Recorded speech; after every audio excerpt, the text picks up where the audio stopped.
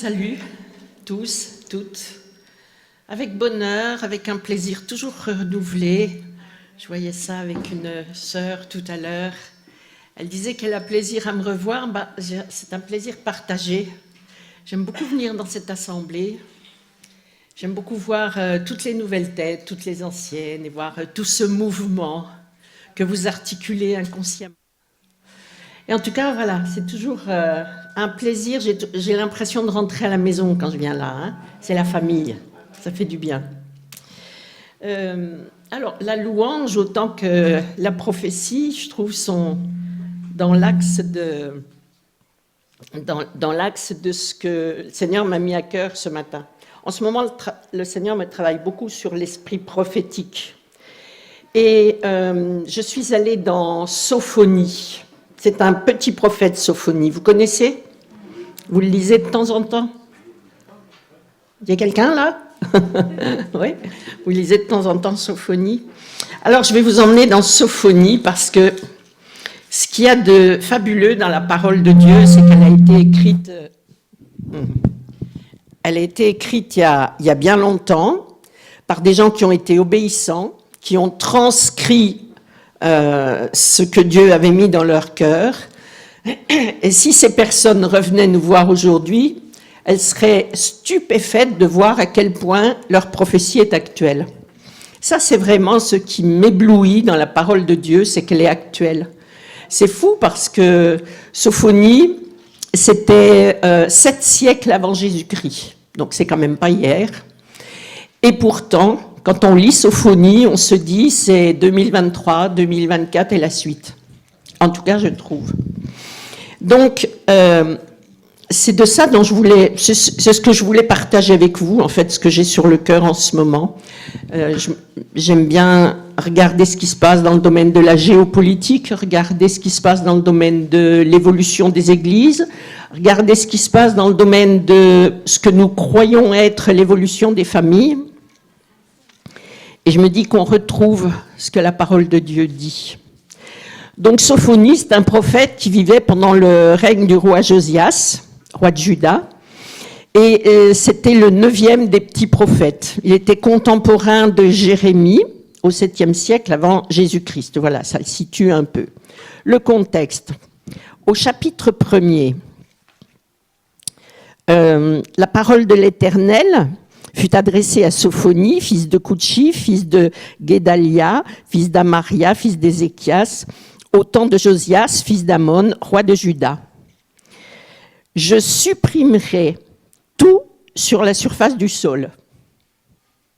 Eh bien, je me dis, ça commence bien. Quelquefois, ceux qui ont écrit la parole de Dieu, ils nous ont donné une entrée en matière. Quand vous prenez Jérémie, on voit comment il a été appelé, comment Dieu a travaillé son cœur.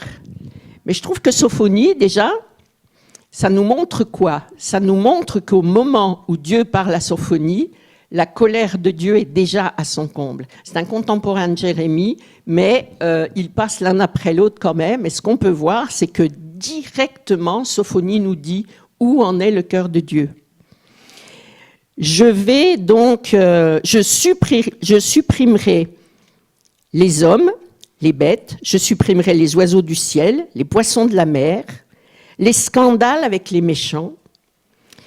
Les scandales avec les méchants, j'ai perdu ma ligne. Je supprimerai les humains de la surface du sol. J'étendrai ma main contre Juda et contre tous les habitants de Jérusalem. Je retrancherai de ce lieu ce qui reste des Baals, le nom des prêtres qui les servent et les sacrificateurs avec eux, ceux qui se prosternent sur les toits devant l'armée des cieux, ceux qui se prosternent en jurant par l'Éternel tout en jurant par leur roi, ceux qui se sont détournés de l'Éternel, ceux qui ne cherchent pas l'Éternel et ceux qui ne le consultent pas. On peut déjà s'arrêter là. Eh bien, je me dis, quel programme? Qui a fâché le cœur de Dieu dans cette société-là? Qui a fâché le cœur de Dieu? Qui est-ce qui a mis Dieu dans un état où il dit « je vais tout détruire à la surface du sol » Eh bien, alors, on voit que, en fait, cette parole, elle s'adresse donc comment dire, au peuple de Dieu, et elle s'adresse aussi à Jérusalem, elle s'adresse aussi à une ville, mais elle s'adresse aussi à nous, dans ce sens que c'est bien des humains individuels au travers d'une mentalité de société, de famille, qui a dégradé quoi? Qu'est-ce qu'ils ont dégradé? En fait, ils ont dégradé les valeurs. Dieu avait donné la loi, Dieu avait donné un code de conduite, Dieu avait donné une façon de l'honorer comme une façon de se comporter dans les groupes. Et ces gens ont dégradé ces façons de faire tout en se disant que finalement Dieu ne va pas bouger. Alors on voit que Dieu est très fâché et qu'il fait une promesse, je détruirai tout. Et c'est étonnant comme il est précis, je supprimerai les oiseaux, les bêtes, les scandales et les méchants. Qu'est-ce que ça vient faire au milieu des bêtes et des oiseaux? C'est étonnant. J'étendrai ma main contre Juda. Parfois, quand il y a dans une société et dans un pays, quand il y a de la violence, quand il y a des guerres, quand il y a des cataclysmes, on pense toujours que ça vient du diable. On se dit, mais le diable s'acharne contre nous, contre la France, contre nos familles, contre nos populations. Voilà, on vit des tsunamis. On pense toujours que c'est des attaques du diable. On pense rarement que c'est une sanction de Dieu. Pourtant, là, le Seigneur est en train de nous dire, j'étendrai ma main contre. Et je voudrais bien savoir, quand Dieu étend sa main contre, qui pourra sauver de la main de Dieu, si ce n'est lui. Donc il étend sa main contre Juda parce qu'ils ont commis des abominations à ses yeux. Et ce qu'il nous dit là, il dit par exemple, ils montent prier sur les toits, mais ils prient au nom de l'Éternel et ils prient au nom du roi. Donc qu'est-ce qu'ils font? Ils sont dans l'ambivalence, ils sont dans l'ambiguïté. Ils n'ont pas reconnu le Seigneur comme étant leur Dieu unique, le seul souverain. C'est un peu comme si on disait, je prie l'un, je prie l'autre, je prie un troisième, il y en a bien un qui va me répondre. Je serai bien béni quelque part. Je vais prier un peu le Dieu des musulmans, un peu le Dieu des bouddhistes, un peu celui-là, un peu l'autre. Il y en a bien un qui répondra. J'ai une spiritualité au fond. C'est un peu ça. Alors il priait les Baals, et puis il priait l'Éternel. Alors, Josia, il avait quand même éradiqué des supports de statues, il avait quand même tenté de sanctifier les pratiques religieuses, mais il n'était pas allé au bout. On voit que le Seigneur veut détruire ce qui reste des Baals. Ça veut dire que le roi avait demandé une sanctification des croyances, mais finalement, il n'avait pas vérifié que c'était fait complètement. Et du temps de Josias, il restait des fausses croyances et des faux dieux qui étaient encore actifs. Et là, qu'est-ce que le Seigneur est en train de nous dire? Il est en train de nous dire, mais la tolérance, dans ce cas-là, la tolérance n'est pas une qualité. Ce roi, il avait toléré qu'il y ait des croyances diverses. Et je me dis que nous sommes un peu dans une société très ambivalente. Je dirais pas tout est permis, mais beaucoup le disent. Et en tout cas, je crois que nous mettons sous le nom du respect des pratiques que Dieu sanctionne. En tout cas, là, il est en train de dire, vous priez l'Éternel, mais vous priez au nom du roi. Vous priez l'Éternel, mais il reste des pratiques selon Baal. Ça veut dire, vous mangez à tous les râteliers, au fond. Vous avez plusieurs dieux. Et vous avez du coup de l'idolâtrie. Et Dieu est très fâché contre ça. Donc, il fait une promesse. Il dit... je vais descendre visiter mon peuple et il va y avoir un jour de l'Éternel et ce jour-là sera angoissant. Alors on voit que dans ceux qu'il veut sanctionner, il y aura je retrancherai de ce lieu les restes de Baal, mais le nom des prêtres et ceux qui servent, c'est-à-dire que les responsables, nous sommes responsables de ce que nous véhiculons comme leadership. Nous sommes responsables de ce que nous montrons de notre identité chrétienne. Nous sommes responsables de la brillance, de la lumière que nous représentons. Sommes-nous des chrétiens qui ont un seul souverain, ou sommes-nous des chrétiens un peu éteints, ou des chrétiens, caméléons, des chrétiens qui, nous avons une telle capacité de nous adapter qu'on pourrait croire que nous servons un Dieu plus un autre. Et il me semble que ce parallèle, en tout cas que je fais entre le texte de Sophonie et ce que nous vivons dans le monde, mais parlons de la France puisque nous sommes en France, c'est que je me demande si nous sommes suffisamment conscients des exigences du souverain. Il me semble que, étant sous la grâce, peut-être on maltraite un peu les exigences de Dieu. On se dit Dieu est bon, Dieu sait toutes choses, Dieu pardonne. Et on a comme un espèce de laxisme qui fait qu'on n'est plus vraiment positionné comme étant une catégorie de croyants qui a un souverain. Parfois, en tout cas, ce que je vois dans ce texte, mais ce que ça me renvoie au niveau de nos croyances françaises, parfois je me demande si c'est nous qui servons Dieu ou Dieu qui nous sert. Qui est le souverain? Est-ce que nous ne serions pas les souverains de nos vies? Est-ce que nos prières, ça ne serait pas Seigneur, j'ai un projet, bénis mon projet. Seigneur, je veux faire ci, bénis ça, etc. Qui est devenu le souverain de nos vies? Là, ce que sanctionne le Seigneur, en tout cas, ce qu'il veut sanctionner, c'est cette espèce d'ambivalence, cette idolâtrie, cette prostitution des croyances, qui fait que son terrain, le Seigneur le vivait comme un terrain souillé. Et je me disais, c'est vrai, il y a eu le Nouveau Testament, c'est vrai, Jésus est venu, c'est vrai, il y a eu le sang de Jésus qui nous sauve, et nous pouvons nous repentir. Et entre l'Ancien Testament et le Nouveau Testament, la différence, c'est qu'on ne tue plus les bœufs, les tourterelles et les agneaux. Mais la repentance par le sang, la catégorie du sang a changé. C'est le sang de Jésus qui a coulé pour nous. Mais est-ce que ça veut dire que nous devons manquer de rigueur dans l'obéissance? Est-ce que ça veut dire que nous pouvons accepter que nos croyances soient parasitées par diverses sphères d'influence très prégnantes dans nos vies? Tout à l'heure, David disait, il y a le froid qui nous met en retard, il y a le verglas qui nous met en retard, et moi j'ajoutais, parfois il y a le soleil, et puis David a repris, puis il y aura les Jeux Olympiques. Et je me disais, ouais, on va servir les dieux Olympe aussi, c'est ça. On va aller se prosterner devant les dieux Olympe, c'est super. Je ne suis pas sûre que ce soit la vision de Dieu. Je ne dis pas qu'il ne faut pas regarder le sport, mais ce que ça me renvoie, c'est que nous avons un attachement dans nos cœurs à des idoles non identifiées qui ne nous rendent pas meilleurs que ce que vivait le peuple de Juda sous Sophonie, du temps de Sophonie. Et tout ça, ça a provoqué la colère de Dieu. Alors le contexte, on peut continuer. Il dit qu'il veut détruire ceux qui se prosternent sur les toits devant l'armée des cieux, tout en jurant par l'Éternel, tout en jurant par leur roi.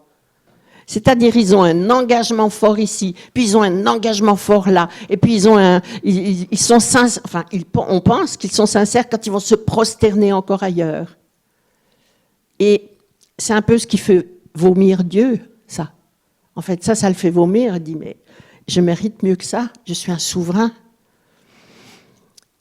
Il veut aussi détruire ceux qui se sont détournés de l'Éternel. Dieu sait que c'est dur d'avoir une foi vivante aujourd'hui. Alors, quand vous êtes en Afrique, vous pouvez parler librement de Dieu, et puis tout le monde se régale. Ils écoutent pas, ils ont des croyances mélangées, peu importe. Mais quand même, on peut parler de Dieu, et c'est vertueux, c'est reconnu vertueux. Mais quand vous parlez de Dieu en France, faites attention à la loi, hein. Moi, je garde parfois des petites filles qui vivent en foyer. Si je parle de Dieu, si on prie au repas, si une fois je les emmène au culte, j'ai les services sociaux sur le dos, et les parents, on n'en parle pas. Alors, ceux qui se sont détournés de l'Éternel, comment ils se sont détournés de l'Éternel à l'époque et comment nous, on se détourne aujourd'hui de l'Éternel? Ben, on se détourne de l'Éternel parce qu'on a 4 millions de choses à faire et qu'arrivé au dimanche, on est fatigué. On se détourne de l'Éternel parce qu'on compte tellement sur sa grâce qu'on croit qu'il va tout nous pardonner. Donc, nous donnons des permissions.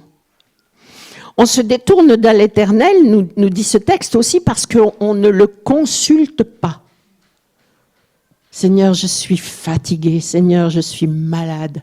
Seigneur, j'ai la crève. Tu me comprends, je reste sous ma couette. De toute façon, tu habites à la maison aussi. Ben, peut-être que le Seigneur pourrait nous répondre, mais tu sais qu'un endroit privilégié où on a la guérison, c'est à l'église. Alors nous, on va peut-être répondre, ah oui, mais je vais porter mes microbes aux autres. Puis le Seigneur, il dit, et si tu me les donnais, tes microbes, et si je te guérissais? Fais la démarche. Aie une démarche active. Ce que je veux vous dire, c'est que le Seigneur a promis du temps de Sophonie directement de détruire des catégories très spécifiques.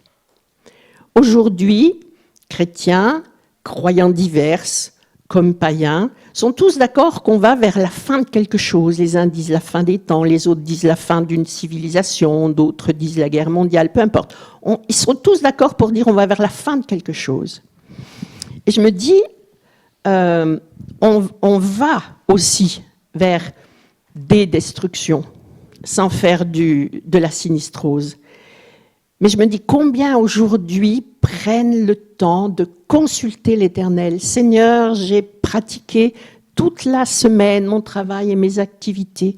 Je t'apporte ce que j'ai fait et la façon dont je l'ai fait. Ce qui est l'explication de ce que c'est qu'un Shabbat.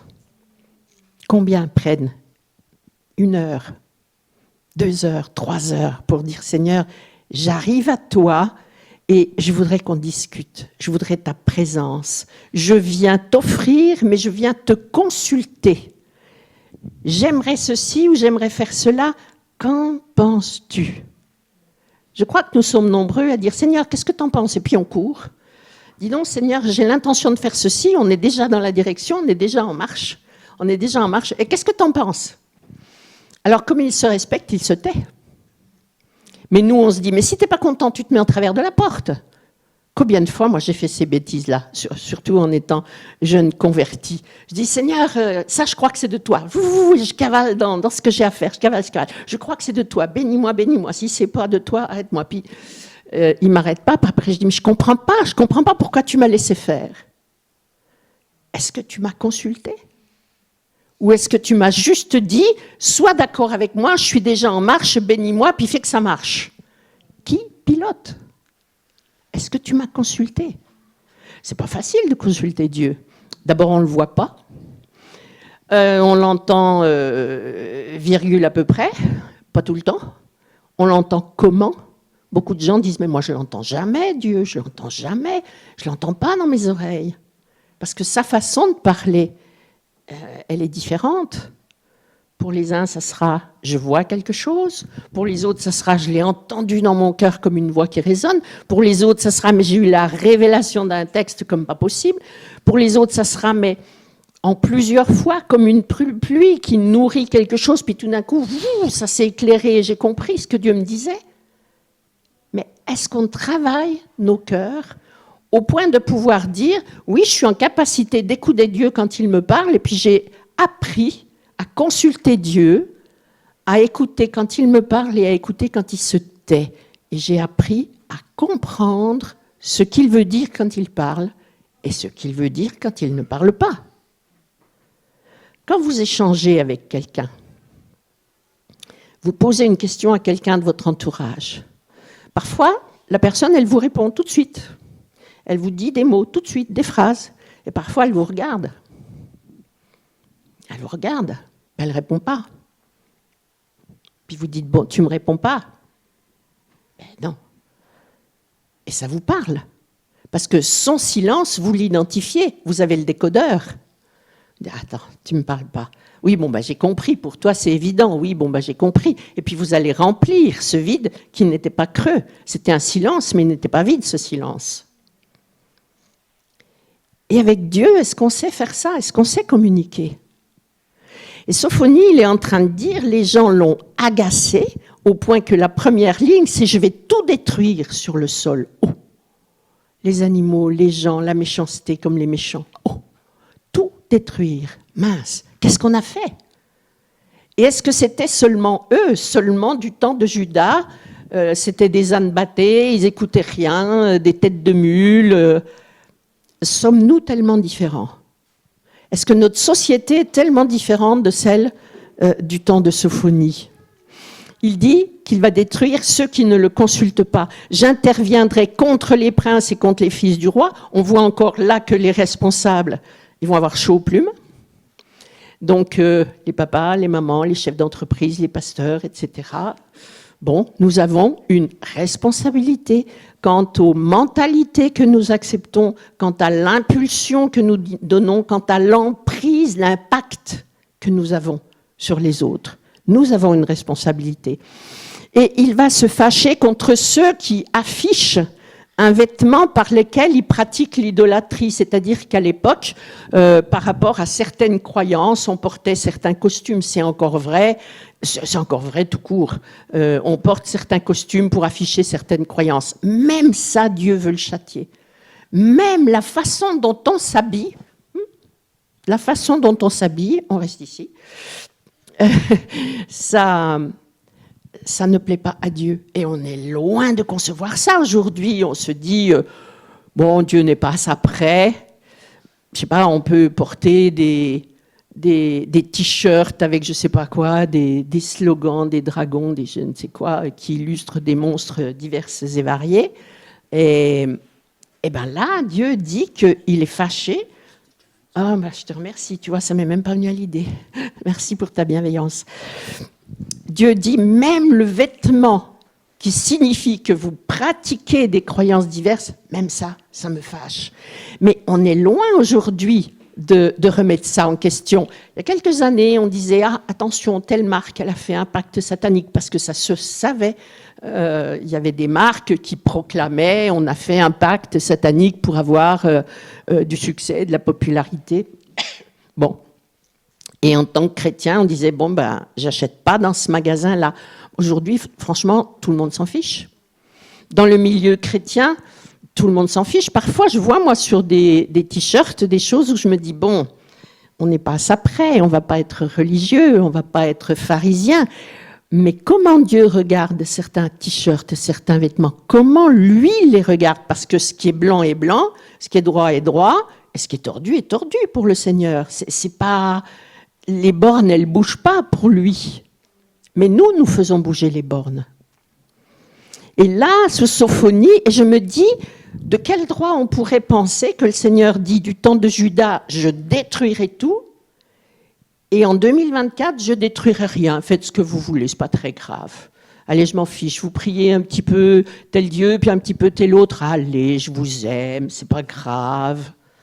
Vous voulez venir prier Dieu, puis afficher je ne sais pas quelle croyance. Allez, on n'est pas ça près, je connais votre cœur. Mais si Dieu faisait ça, ça serait un grand mépris pour le sacrifice de son fils. Ça voudrait dire, mon fils, tu as souffert la couronne d'épines, tu as souffert la crucifixion, tu as souffert l'humiliation, tu as souffert le rejet et l'abandon, mais c'est dépassé ça maintenant. Allez... c'est pas grave, c'est dépassé. Allez, maintenant, l'eau a coulé sous les ponts, on est en 2024, bon, ton sacrifice, il était bien, il reste bien, mais... Vous voyez, ça voudrait dire ça. Et moi, je ne crois pas que Dieu soit comme ça. En tout cas, je ne vais pas prendre le risque pour ma propre vie. Je m'aime bien, je vais faire attention. Je ne vais pas prendre le risque. Il est fâché contre ceux qui adorent un autre dieu, donc à l'époque c'était Dagon, entre autres, les Baals et Dagon, contre ceux qui remplissent de violence et de ruse la maison du Seigneur. Comment ça? Ils remplissaient de ruse et de violence la maison du Seigneur. Mais attendez voir, il y a de la violence et il y a de la ruse dans les églises? Mince, vous croyez ça possible, vous? Eh bien oui, hein. Il y a des conflits, il y a des pots de banane, il y a des croche-pieds, il y a des calomnies, il y a je ne sais pas quoi, enfin toutes les gentillesses qui se font. je ne sais pas dans quel monde, mais à l'époque déjà, je détruirai ceux qui remplissent de violence et de ruse la maison de l'Éternel. Alors la maison de l'Éternel, c'est nous, c'est la nôtre, c'est chez nous. Oh là, l'unité, le Seigneur est en train de nous dire, mais mes enfants, l'unité, c'est pas en option. Mes enfants, l'amour, c'est pas en option. Ne pas aimer le voisin, c'est une violence.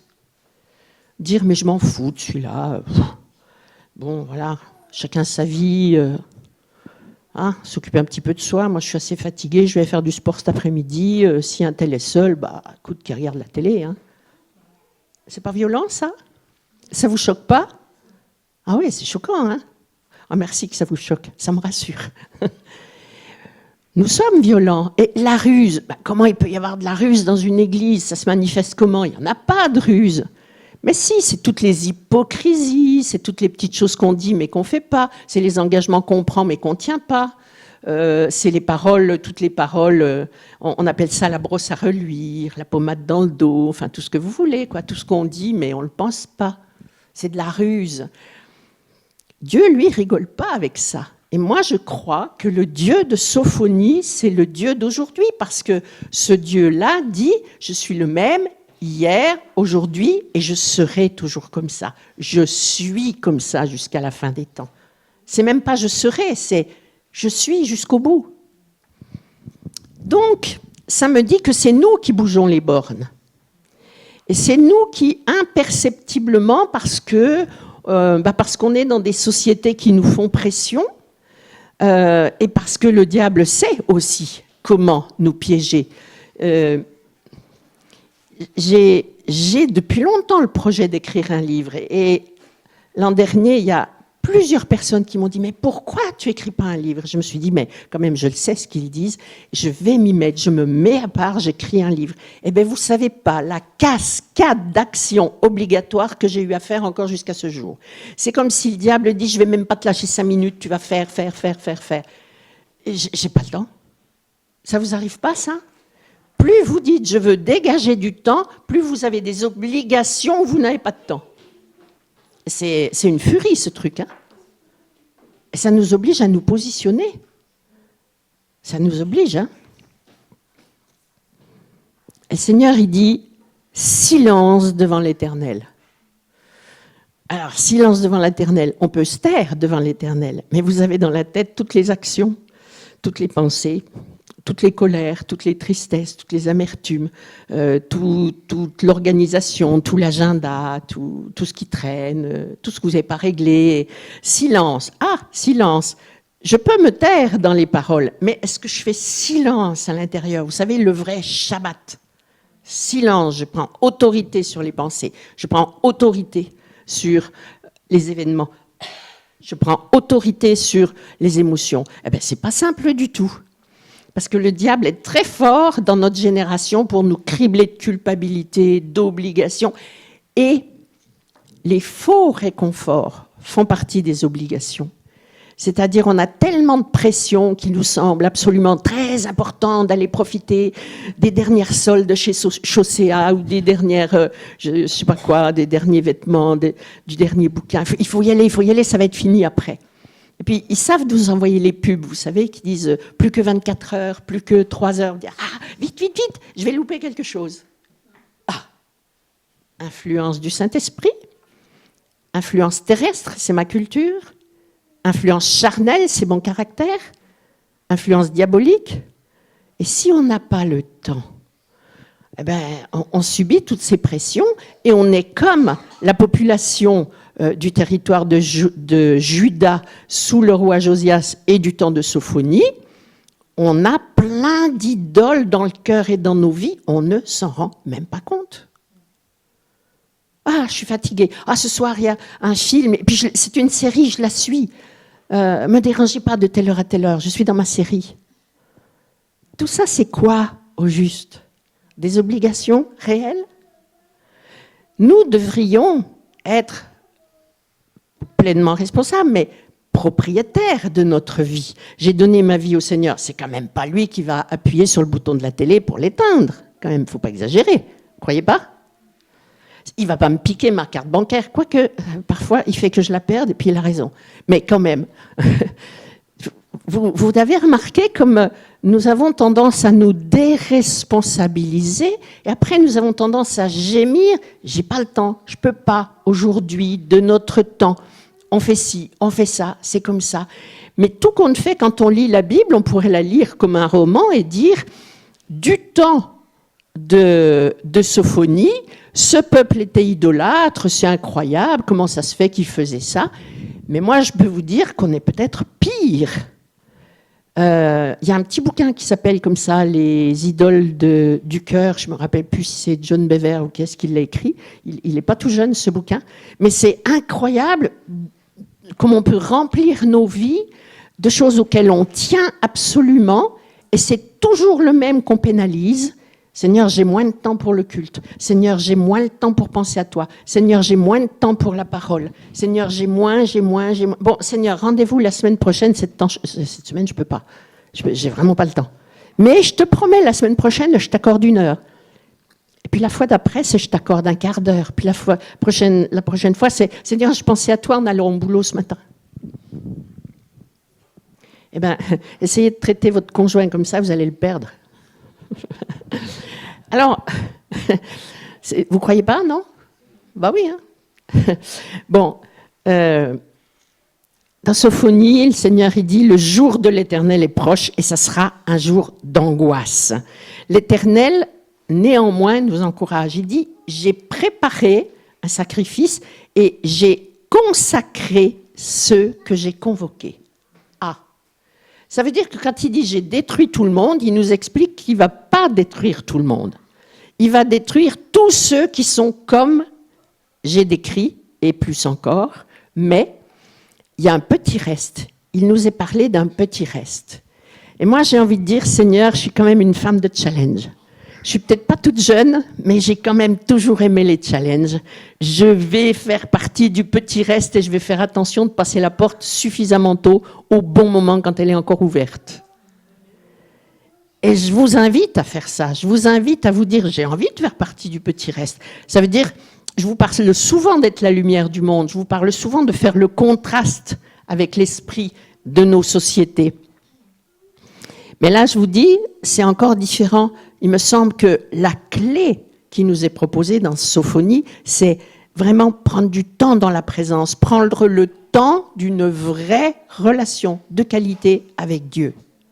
Et tout est fait pour que ça ne soit pas possible. Soyons clairs. Et objectivement, tout est fait pour qu'on n'y arrive pas.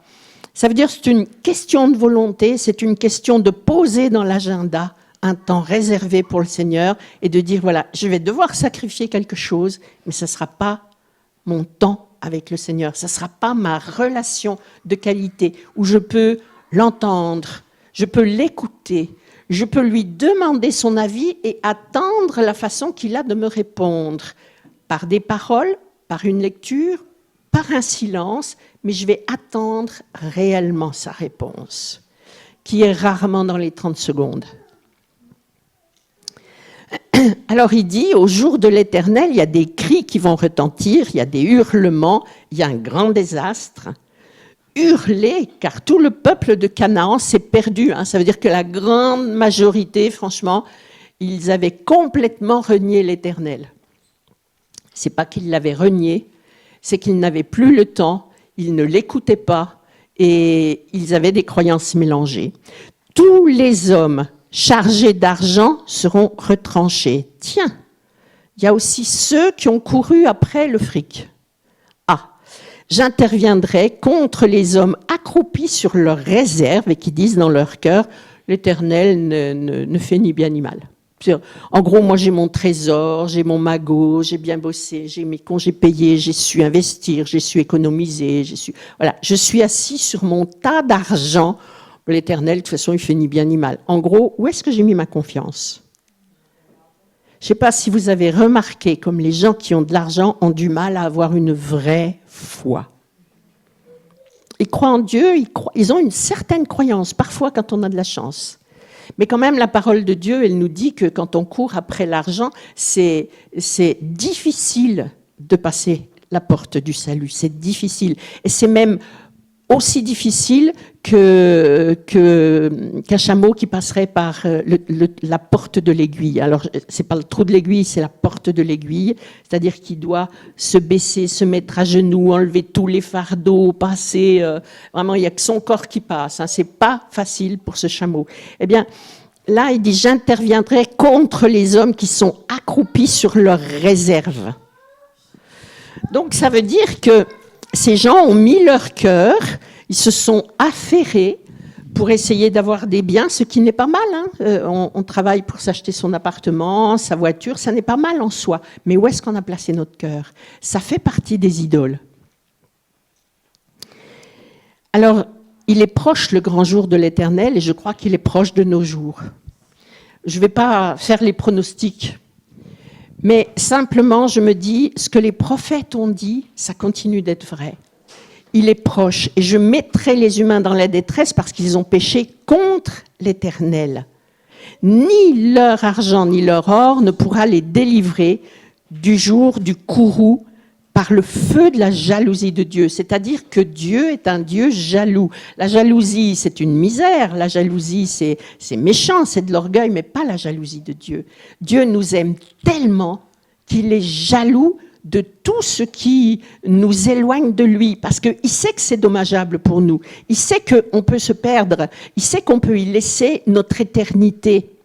Donc il est fâché quand on n'est pas ancré en lui. C'est pas qu'il soit fâché parce qu'il est jaloux, orgueilleux pour sa propre personne. C'est parce qu'il sait que ça nous met vraiment en danger. Il nous aime suffisamment pour être jaloux. Alors il y a un pare-feu. Moi, je l'ai appelé le pare-feu. C'est dans le chapitre 2, il dit « Rassemblez-vous ».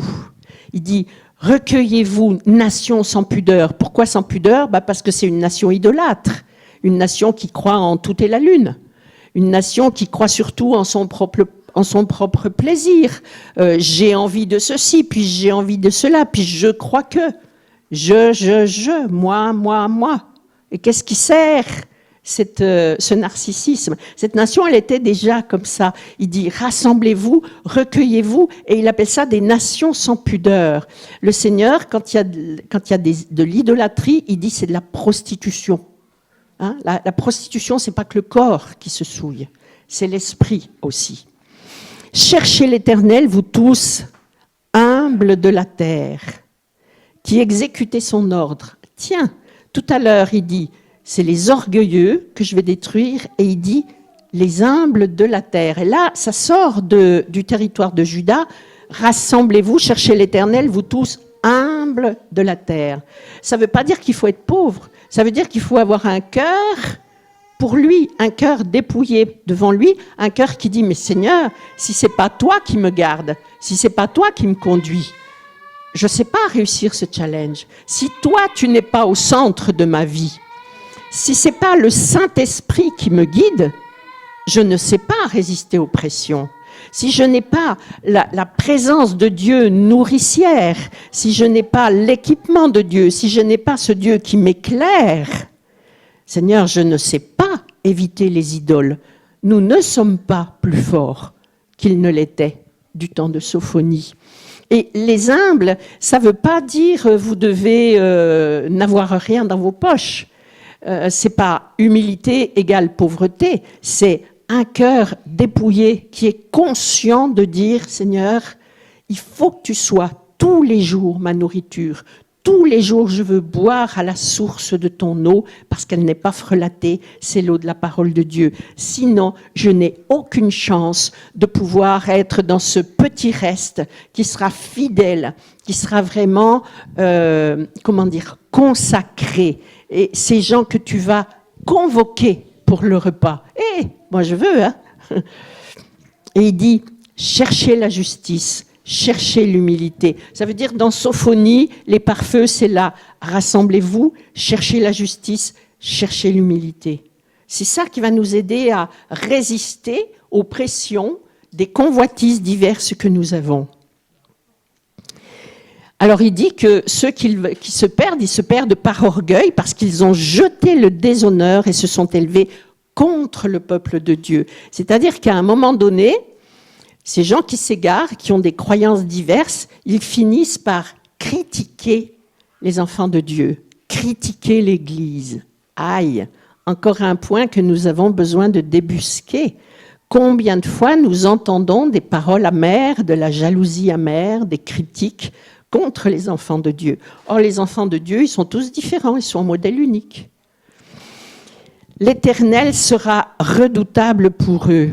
Et donc, malheur à la ville rebelle, souillée, pleine d'oppresseurs, qui n'écoutent aucune voix. Vous savez, dans les derniers temps, ils auront le front dur et le cœur dur. Ah, qu'est-ce que je le vois, ça. Je me dis, parfois je crie à Dieu, je dis, mais Seigneur, ils veulent pas écouter. Et vous qui avez des enfants, et peut-être des grands-enfants, essayez voir, quand vous avez des enfants sortis de la maison, déjà adultes, essayez de leur donner un bon conseil de la part de Dieu, essayez de leur dire qu'ils sont sur un mauvais chemin. Ils vous écoutent, vous, les vôtres? Parce que moi, les miens, j'ai l'impression que je suis à faute quand je parle. Hein. Pas tous, il ne faut pas que j'exagère. Mais franchement, voilà, maman qui parle de Dieu, mais non, mais nous, en 2024, on sait ce qu'on a à faire. Bon, voilà. Ouh. Ils n'acceptent pas la correction, ils ne se confient pas en Dieu, ils ne s'approchent pas de Dieu. Ces ministres sont comme des lions rugissants et des loups du soir. Les loups du soir qui en plus ont faim. Hein. Donc, ces prophètes sont des aventuriers. Ah! C'est vrai, quand vous allez sur Internet, hein, vous envoyez des prédictions, vous envoyez des prophètes hein, qui vous disent « tout est la lune pour 2024 ».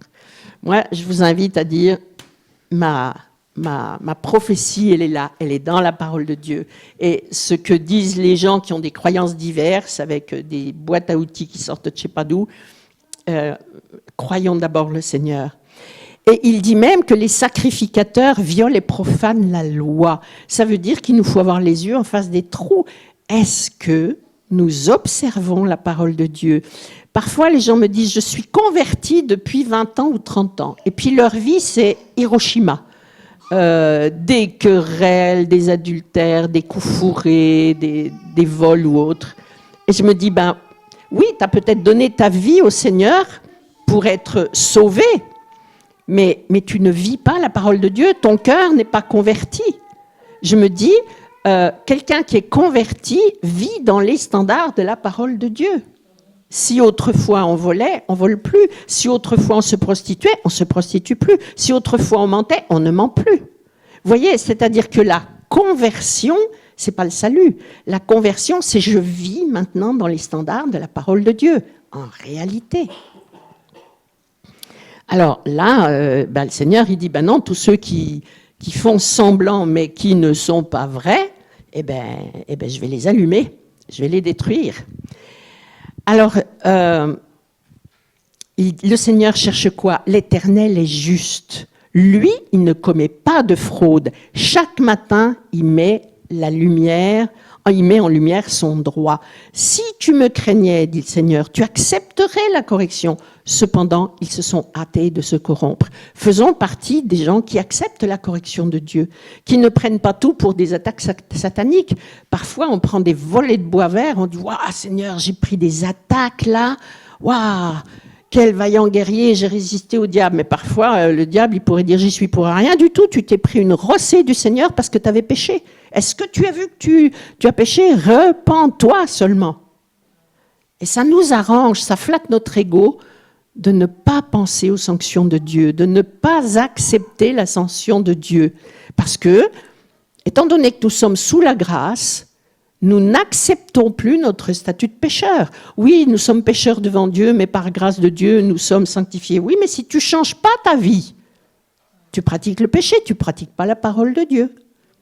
Et je ne pense pas qu'on peut prendre Dieu pour un imbécile au dernier moment quand il faudra passer la porte. En tout cas, moi, je pense que je vais essayer que j'ai vraiment à cœur la repentance et la sanctification des pratiques. Et puis les promesses sont belles, il dit « alors ». Donc si tu reviens à moi, si tu te repens, je rendrai pures les lèvres du peuple. Ah, il n'y a plus de mensonges, il n'y a plus de ruse, il n'y a plus de calomnie, je rendrai pure, vérité, pour qu'ils invoquent tous le nom de l'Éternel en lui rendant un culte unanime. tous d'un seul cœur, ils allaient à la maison de Dieu. Mes adorateurs, mes dispersés m'apporteront l'offrande, c'est-à-dire il va les rassembler dans la maison. Tu n'auras plus honte des crimes que tu as commis contre moi. J'écarterai du milieu de toi ceux qui s'exaltent avec orgueil. Parfois, nous pleurons quand il y a des divisions, mais moi, je suis sceptique, en fait, sur tout ça, parce que la parole de Dieu, elle dit « J'écarterai du milieu de toi ceux qui s'exaltent avec orgueil ». C'est-à-dire, il y a des gens à qui le Seigneur va dire « Toi, ça suffit. Retire-toi de là ». Mais nous, on n'est jamais prêt à accepter ça. Mais non, on les aime, on peut les sauver. Ben, parfois, tout simplement, on s'oppose au bras de Dieu. Mais ce n'est pas facile à vivre. Il y a des gens qu'on perd dans nos familles et il y a des gens qu'on perd dans nos églises. Ils vont aller passer par des temps de désert et on leur souhaite la repentance avant l'étape finale. Mais le Seigneur dit, je vais quand même les retirer parce qu'ils s'exaltent avec orgueil. Ils s'enthousiasment, mais c'est de l'orgueil. Tu cesseras d'être arrogant, tu seras un peuple humble qui se réfugiera dans le nom du Seigneur. Tu n'auras pas de fraude, pas de mensonge, pas de ruse. Réjouis-toi, exulte de tout cœur. L'Éternel a détourné de toi les jugements. Tiens, j'ai fait une faute. Et ton ennemi, il a détourné de toi les jugements. C'est-à-dire que on se repent, on revient à Dieu, on cultive l'humilité et le Seigneur éloigne de nous ce qui nous pose problème. Non seulement, il éloigne de nous les jugements. C'est-à-dire que ce n'est pas un Dieu qui a envie de nous punir. Il fait tout pour qu'on n'aille pas en jugement. Il nous prévient, il met tout en place, même les sanctions.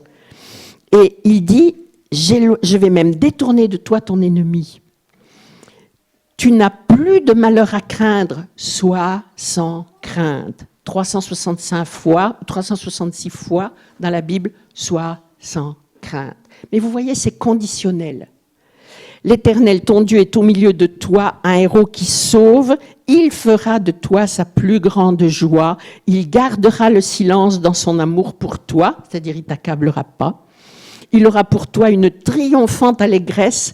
Je recueillerai ceux qui sont dans la tristesse, ceux qui ont, sur qui le fardeau du déshonneur pesait. J'agirai contre tous ceux qui t'affligent. Je sauverai celles qui boitent. Je rassemblerai celles qui étaient chassées. Je ferai d'eux un sujet de louange et de renom sur toute la terre où ils sont actuellement dans la honte. Donc, le Seigneur est en train de nous dire, voilà, il y a un programme. Il y a un programme parce qu'il y en a ras-le-bol et que la colère est à son comble. Et il décrit ce qui le fâche, ce qu'il ne veut plus voir. Et là, ça ne sera pas le diable, ça sera lui qui dit « je détruirai ». Et il est précis. Ce qu'il y a de confortable dans la Bible, c'est qu'elle est tellement précise qu'on peut dire « tiens, ça ne me concerne pas. Ça, par contre, oh mince, là, j'ai peut-être un petit truc. » Ben, c'est super parce qu'on peut aller vers le Seigneur en disant « ah, pardon, cette faute-là, je la commets. Je l'ai commise et puis je la commets. » Ok. Et on peut, du coup, faire le nettoyage nécessaire. Et le Seigneur dit, si tu reviens humblement à moi, j'éloignerai de toi les jugements. Et j'éloignerai même de toi ton ennemi. Et en tout cas, je retirerai même l'orgueilleux de ton environnement. Donc, tout ce qui te tente, tout ce qui t'empêche, donc, reviens à l'Éternel.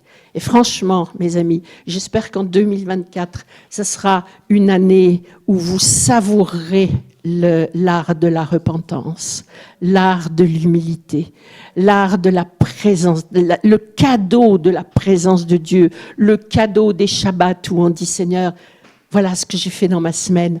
Ah, je réalise que ça, je l'ai bien fait, puis ça, mince, j'ai encore un petit progrès à faire. » Vous voyez, ce temps d'échange vrai, où il n'y a plus de fraude dans nos cœurs, où nous sommes dans l'humilité devant Dieu pour dire « Je viens à toi parce que tu n'es pas celui qui veut me juger, tu es celui qui veut m'aimer. Tu n'es pas celui qui veut me condamner, tu es celui qui veut me sauver. Et je dois admettre que ça ne se fera pas dans des standards humains, ça ne se fera pas dans du bricolage, ça ne se fera pas dans des bornes qui ont été finalement déplacées à tout vent de doctrine, ça se fera dans les standards de Dieu et pas d'autres.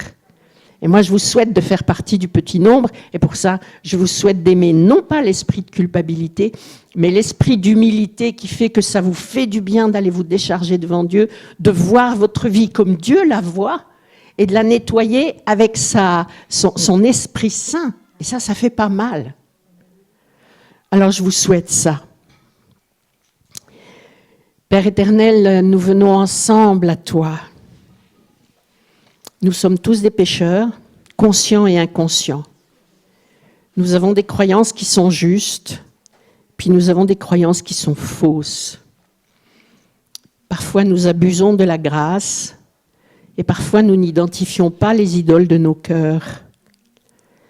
Et Seigneur, humblement ce matin, tes enfants viennent à toi, humblement ce matin. Nous venons te dire, Seigneur, nous voudrions nous réconcilier avec toi. Nous ne voudrions pas mériter ta colère. Nous voudrions que, quand tu nous vois, tu poses un sourire de satisfaction.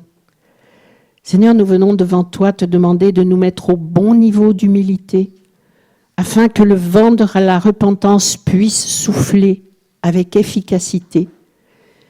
Nous renonçons à nos cœurs durs, nous renonçons à nos fronts durs. Nous renonçons aux idoles conscientes, inconscientes, identifiées, non identifiées.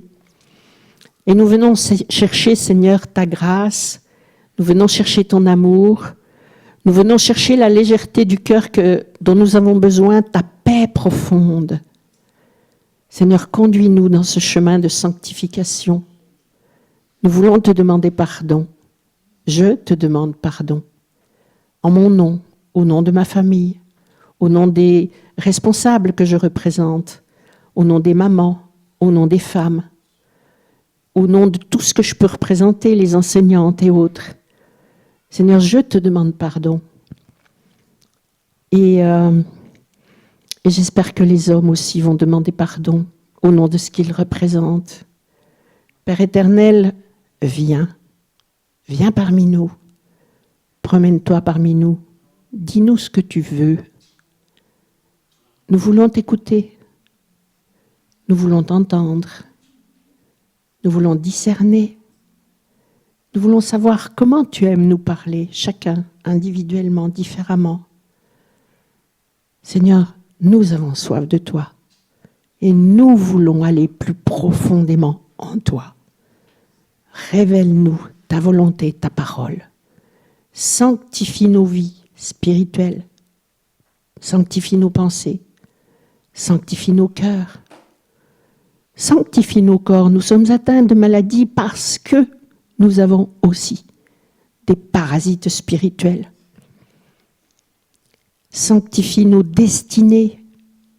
Nous courons après quoi? Est-ce que c'est ce que tu veux? Sommes-nous sur le bon chemin? Sinon, moi je te donne la permission en tout cas de te mettre en travers de mon chemin. Je ne veux pas dire pour les autres, mais tu as toutes les permissions dans ma vie. Sanctifie, Seigneur, parce que peut-être tu reviens en 2024, mais en tout cas, même si ce n'est pas en 2024, on n'en a jamais été aussi proche et je ne veux pas louper la porte. Je te prie, Seigneur, pour que nous fassions partie du petit reste que tu as convoqué pour le bon repas, parce que tu veux honorer tes enfants fidèles, humbles, qui te reconnaissent comme souverain, comme papa bienfaisant, nourricier. Et nous voulons renoncer à tout ce que j'ai cité dans Sophonie et plus encore tout ce qui est venu embarrasser nos vies, encombrer nos placards, nos maisons, nos cœurs, nos pensées, nos relations, et qui représente pour nous maintenant des tribulations, des pièges. Seigneur, aide-nous à faire un grand déménagement, un grand transfert. Viens sanctifier, viens rafraîchir, viens relever. Fais que ce soit la louange, la joie et l'adoration dans ta présence, et non pas dans des rituels religieux, mais vraiment dans les cœurs à cœur. Je te prie, Seigneur, que tu bénisses profondément chaque personne ici et chaque famille représentée. Et chaque personne des églises au travers le monde qui ont cette démarche, cette volonté profonde de repentance. Viens parler à tes enfants, viens nourrir tes enfants, viens sanctifier la vie de tes enfants parce que tu reviens bientôt et nous voulons être prêts. Gloire à ton nom. Amen.